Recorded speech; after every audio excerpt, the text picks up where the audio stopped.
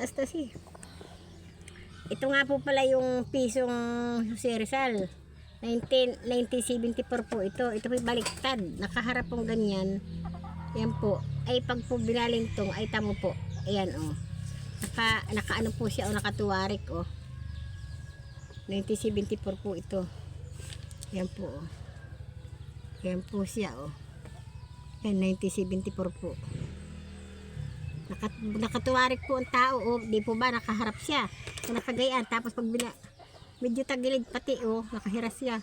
Tapos pag po binalintong, ayan po siya o. Yan.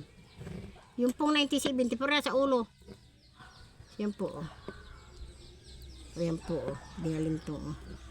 Nakatuwarik po yung 1974. Nakatayo po yung ulo. Medyo pati po tagilid siya o.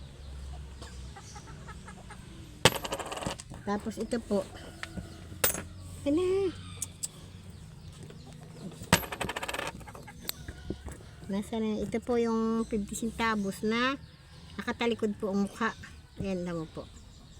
Hindi po ba ito ang pangkaraniwan o nakaharap pa pariyan po. Na nakaganyan po o. Siya po ay nakatalikod o. Ayan. Tapos ano, 19 ano anak ito? 1986 po. 1986 po ito. Tapos, ano ba yung balintong? Yan. Kaya nga po. Marami po ako nakatabi na mga barya po sinauna. Iba't iba pong barya sinauna. Akin lang po minsan pa amin hindi naman po sa sa YouTube na. Ano. Ito po yung 25 maliit na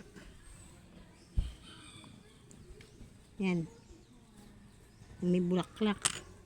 Madami po na. Dami sayang akin nawawala na nasa garap. Ang dami ng iba't ibang pera sinauna eh. Tapos ito, 19 ano ito? Tagilid na 10 piso.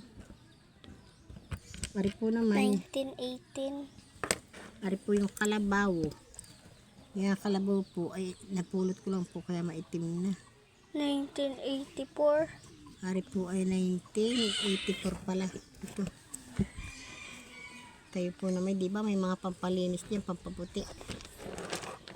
Ayan yung kalabaw. Naulan?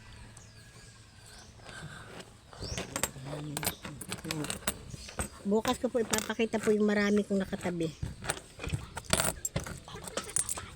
Bye bye po mga guys. Bye bye.